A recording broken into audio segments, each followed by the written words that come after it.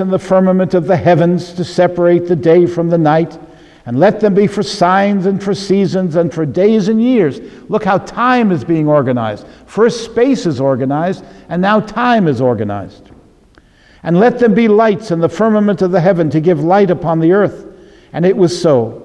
And God made the two great lights, the greater light to rule the day, the sun, and the lesser light to rule the night. He made the stars also. Of course, they believed that the moon was a source of light. We know now it just reflects the light of the sun around the earth, but they believed there were two sources in those days. And he made the stars also. And God set them in the firmament of the heavens to give light upon the earth, to rule over the day and over the night, and to separate the light from the darkness. And God saw that it was good, and there was evening and there was morning, a fourth day. So orderly space emerges from chaos, and now orderly time. And God said, let the waters bring forth swarms of living creatures, and let birds fly above the earth, so the fish and the birds, across the firmament of the heavens. So God created the great sea monsters, and every living creature that moves, with which the waters swarm, according to their kinds, everything in its order, and every winged bird according to its kind. And God saw that it was good, and God blessed them, saying, look at the relationship between birds and fish, which science endorses today. And God saw that it was good, or at least reptiles. And God blessed them, saying, be fruitful and multiply. The first command, reproduce your kind sexually. I don't produce that way, but you must. Be fruitful and multiply, and fill the waters and the seas, and let birds multiply on the earth. And there was evening, and there was morning, a fifth day. So now you have the fish and the birds, and they're multiplying. And God said, now we come to the all-important sixth day, the crown of creation. Let the earth bring forth living creatures, according to their kind, cattle. Now, so you know cattle were important to the ancient Hebrews, because they mentioned them especially, and creeping things and beasts of the earth, according to their kinds. In those days, Canaan, later called Israel, was a swarm with lions and tigers and bears and all kinds of animals. And God made the beasts of the earth according to their kind, and cattle according to their kinds, and everything that creeps upon the ground according to its kind. And God saw that it was good. Now that's only the first half of the sixth day, the sixth time period. Then God said, and now we're getting to the most important words in the Old Testament. And then God said, let us make man bizalmenu kidmatenu, in our image, after our likeness. Now notice he says our. Now the Israelites were very big on absolute monotheism, but they say the our means the plural of majesty. The Queen of England doesn't say I like this, she says we like it. So it's the plural of majesty which incorporates all the qualities of God. Christians read this and they see in it a hint of the Trinity, a multiplicity in the unity of God. Two interpretations, both valid, but it's interesting that it's a plural. Let us make man after our image, after our likeness. Let them have dominion over the fish of the sea. So what does it mean to be in the image and likeness of God? There's no more important question in the Bible, or probably in the world. The Bible sometimes explains itself. It says it means to have dominion. As God has dominion over the universe, He gives us dominion over this earth. Now, it doesn't mean we're to misuse it, or use it only for our own convenience, or turn it, as the Pope has said, into a pile of filth. We are to be good shepherds. Good, what's the word? Husbandry? Stewardship. Good stewards of this beautiful place that God has given us. And I'm happy to say that The earth, the air, and the water today are a lot cleaner than they were 50 years ago. And because of changes in converters on cars and various other things, and we have projects to clean up the Hudson River and the Great Lakes and all, we have a long way to go, but it's better than it was. Except, of course, in Los Angeles. You can't see anything. Terrible. And of course, we have to avoid what's happening in China and India, where the pollution is so terrible that people can't even breathe. I remember walking with my grandmother in her late 90s from Temple Emmanuel in New York, a great synagogue where we said prayers on the anniversary of my grandfather's death. And we walked down Fifth Avenue to the Plaza Hotel to have dinner. And we stopped at the corner of 59th and 5th, which is really the town square of Manhattan, of New York. And there are beautiful statues and fountains there, and the Plaza Hotel is a beautiful place. And I said, look at this traffic. The car is the curse of New York. And she said, oh, no, it isn't. I stood on this same corner at the turn of the 20th century as a child. And I saw a traffic jam, but it was of horses panicking and trying to climb over each other. And in those days, if you had to stay in New York in the summer, you had to wear a wet surgical mask because the droppings from the horses in the heat would become powdered, and the air was yellow with this horse droppings, and you could hardly breathe. Today, she said, the emission from these cars is nothing like that. This is infinitely better. So it's an example of how technology can actually improve on natural conditions. I mean, what do? We have those wonderful bags for the horses in Charleston, but apparently in New York they didn't think of that. And the place was just an unhealthy place. But even with the emission of the cars, it's a lot better. So we've made progress on this, I'm happy to say. A long way to go, but we've made progress. So to have dominion is to be good stewards of the world, but to be the dominant species over the fish of the sea and the birds of the air, and over the cattle and over all the earth, and over every creeping thing that creeps on the earth. So that's one meaning of what being in the image and likeness of God is. So God created, but it's not the only one. We're going to see others. So God created man in his own image, man meaning humanity, in his own image. In the image of God, he created him. Male and female, he created them. So it's such an important idea that the author repeats it 3 times in one sentence. When the Bible repeats itself, it's for a reason. And they want you to focus. What does it mean to be in the image of God? Male and female here created together as partners. Not one to be a helper to the other. Not one as an afterthought after creating the other. Both partners together and equal partners. Now, in the Israelite faith, out of which this text came, there is no image of God. You go into a synagogue, you will never see a picture of God. You'll never see a human image, because a graven image is forbidden. And the God of Israel is an imageless God. What does it mean to be in the image of the imageless? Now that is a very deep question. To be in the image of the imageless one means that we ourselves are imageless. Meaning no definition, no picture of God is allowed, no statue of God is allowed. A definition of God is like a statue made of words. You can't reduce God to any definition. He is the infinite and the eternal one.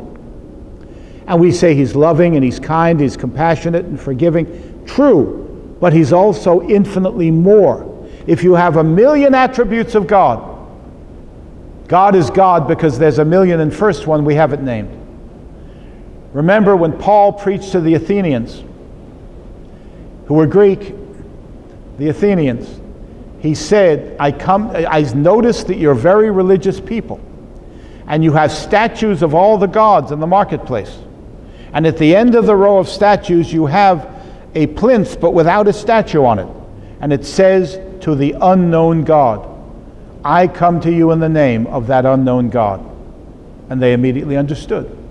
Because whatever we say about God, He's God because there's more than we can ever say.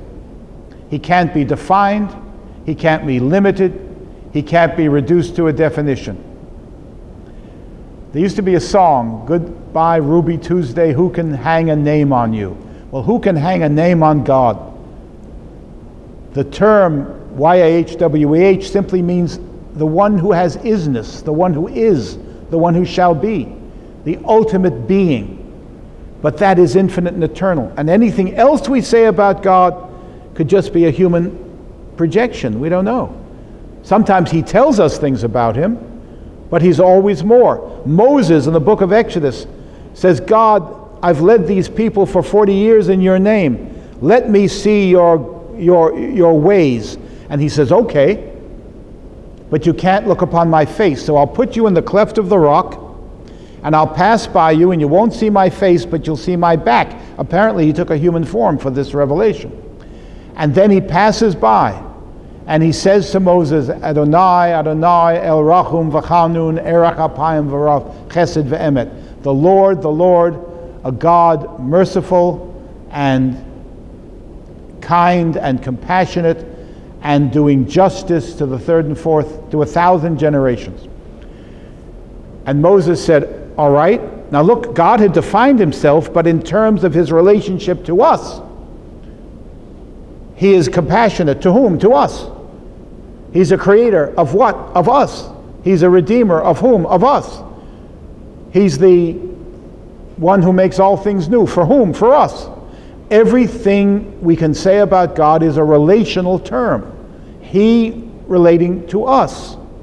But then that's not really God in Himself. Moses didn't see the face of God. He said, "You can only see my back." And then Moses got greedy, and he said, "God, you've shown me your ways, your conduct with man, but I want to see your glory. I want to see your face."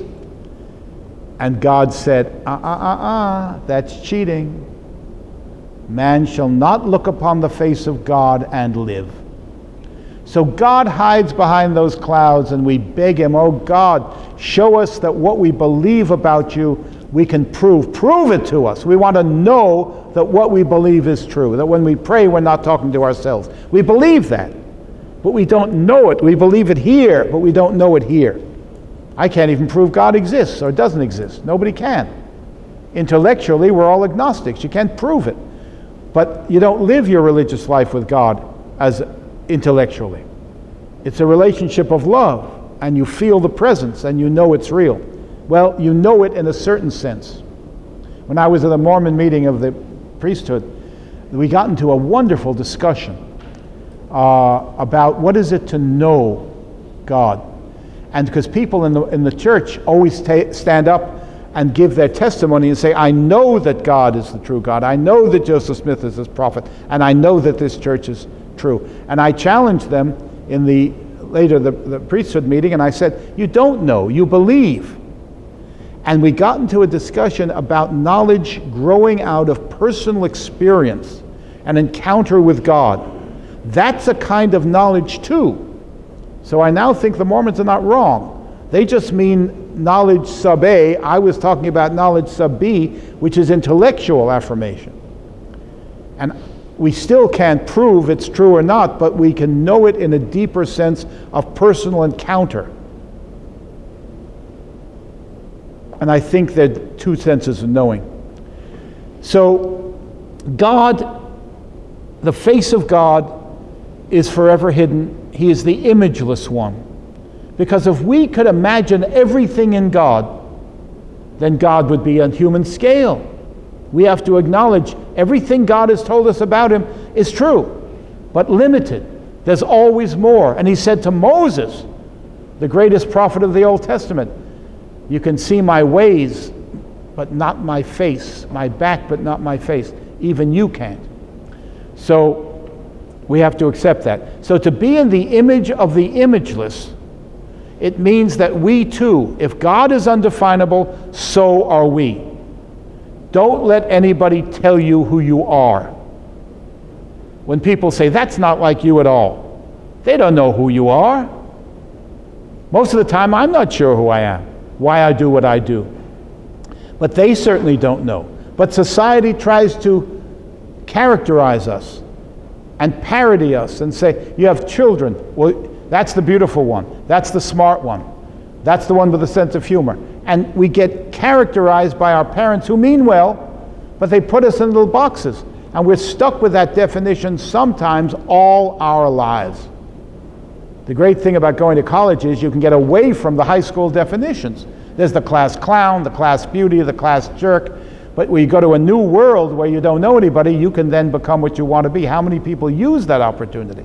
So we have to always fight, I think, against defining us and saying that's the kind of person I am and buying into that definition. We are in the image of an imageless God, and no one can add or subtract from that. In departments in the university where I've spent my life, the sociologists say man is a social animal, and the Freudians say man is a sexual animal, and the Marxists say man is a cash register, money, everything's money. And everyone has another definition. The religion department which I used to head, it said we say man is imageless. The Marxists are right. We have an economic aspect to our life. The sociologists are right. And the Freudians are right. Sex is important, but it's not all important. What's all important is that we are in the image of an imageless God. And we must never allow ourselves to be typecasted. We can destroy ourselves by buying into that. So to me, that's the deepest meaning of this image of God idea. That God is irreducible to a definition, we are irreducible to a definition. God has the aspect of eternity, we have the aspect of eternity.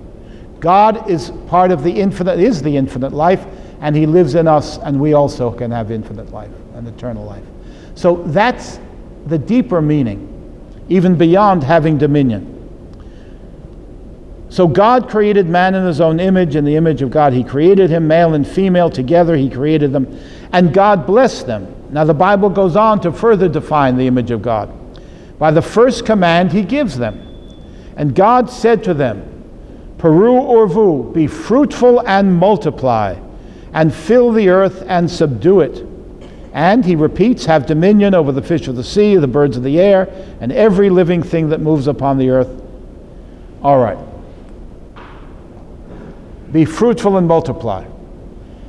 He commands them to have sexual union and produce children.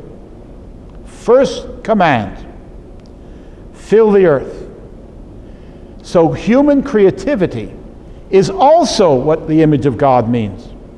But of course we create in the obvious way, sexual way, but we also create our civilization.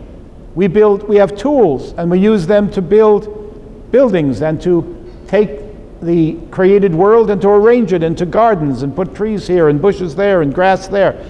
Human beings are born unfinished. Animals are programmed by instinct, but we are born unfinished. We have to finish ourselves by creating a civilization, by creating a human environment, our societies, the world we live in. So God created us, but he didn't finish us. That's up to us. And I think that's also what the image of God means. He is a creator, we must be creators. In every way. Literature, music, civilization, buildings, architecture, poetry, everything. It's all living out the image of God. Yes, sir? Does the image of God extend to traits? Things, sorrow, anger, happiness, love, all those well, in the Bible, it's very interesting. It's a reflection of his own. I would say in the book of Genesis, yes. We are invited, not so much by this author, but by the J author. We'll see this in the J material, beginning with the Garden of Eden story. We're invited into the inner emotional life of God. God sorrows. God gets angry. We have the power, think of it, we have the power to hurt God or make him smile. Unbelievable claim, but our religion stands on that. He cares so much about us. He so loves the world that he suffers with us. That's the centerpiece of Christianity. But in the Old Testament, you have it too. In Jeremiah, God says, with my people's pain, I feel pain. Would that I could go and have a cabin in the wilderness and get away from the suffering of Israel, but I can't, because I love them too much. So the suffering God is very much part of the story of both Old and New Testament. And I would say when we get to the terrible and wonderful and unthinkable story of Abraham asked to sacrifice his own son's life, one of the reasons God asked him to do that was to invite him into the inner life of God, which Kierkegaard described as all suffering and all love. It's all suffering because it is all love. In other words, we come on this earth and we strut and fret our time here, and then we die. I think God has to do that to make room for the next generations. But death is still a tragedy.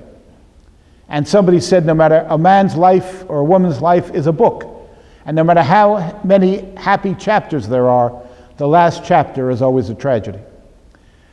Now, Vladimir Nabokov said, the cradle rocks above the abyss, and common sense tells us that our life is but a crack of light between two eternities of darkness. Now, religion won't leave it at that and says that's not true, because we have the divine spark in us, and that is eternal. And something of us will survive, whatever that may be. Whether it's our personality, our individuality or not, that divine quality goes on. Maybe merges with God, maybe goes somewhere else, we don't know. But we affirm that eternal dimension of the human. But the God of the Bible is emotionally involved, and therefore we are also to be touched and moved deeply by emotional issues. And in that way we're also in his image. Yes, I think so. Yes? Well, going back to what you said in the other version, one of the first emotions that he writes about is shame. So it's part of that. We can also not follow the image of God. In the Garden of Eden story, the problem is disobedience. You don't have it here. They're totally obedient. Very different view of humanity. Yes, sir, did you have a point? Yes, right before that, then God said, let us make man in our image. Right. What's he talking to? Well, I said that it may very well be the plural of majesty. The king or queen says we, never I. Or there may be angels up there. We're going to get to the angels in a minute. There seem to be other heavenly beings there. Pardon me? Yes, what I'm saying, a Christian view is it's the Trinity, the plurality of God in the unity. Now, the authors of this book, I don't think, knew anything about the Trinitarian idea, but it may be implicit in the text. So it's up for grabs. It's very curious that he says we. The Jews say it's the plural of majesty. The Christians say it's the Trinity. And someone else might say it's the angels. Any of it's possible. It's us. God's talking with us. Well, we weren't here yet. Let us make man in our image. Yes, because we are a piece of the one. Mm-hmm. So it is, I suppose you could read it that way, yes. It's all up for interpretation, yes. Would that be a leftover from the heavenly tribunal? Yes, I think Marduk had a heavenly court of other gods. But of course we have only one God here, so he has a heavenly court, but they're angels, or some kind of divine beings. Malachim, they're called. All right. Does he ever use the singular? Yes, absolutely. This author, Elohim, is a plural tense. El is singular. Elohim is plural. Now the Jews say that means all the qualities of God wrapped into one. And Christians would find in there an echo of the Trinity. So it's, again, depends on how you interpret it. I don't know if there's any right way. It's interesting that we should consider all of them. And God blessed them and said to them, be fruitful and multiply and fill the earth and subdue it. In other words, he commands them to have sex. Keeping that in mind, because in the second story, when they discover their sexuality, God is horrified. A very different view of God. And well, of course, both are true. Because when our children discover their sexuality, why do you think there's so much tension when you have adolescent children? Now they can be a mommy, they can be a daddy. They don't need mommy and daddy anymore.